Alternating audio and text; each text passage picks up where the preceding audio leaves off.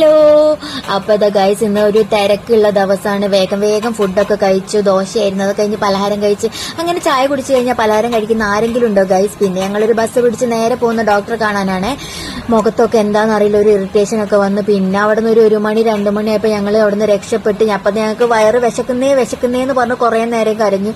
പിന്നെ ഞങ്ങളൊരു ബർഗറും ഒരു മൊജിറ്റോ അങ്ങനെ എന്തോ സാധനം ഞങ്ങൾ അവിടെ നിന്ന് കുടിച്ച് വേഗം പിന്നെ ഞങ്ങൾ ബസ്സിന് വേണ്ടി ഓട്ടമായിരുന്നു ഗൈസ്. ബസ്സിന്റെ കാത്തിരുന്ന് ബസ് വരുന്നേ ഇല്ല. ഞങ്ങൾ ക്ഷീണിച്ച് അവശയായി.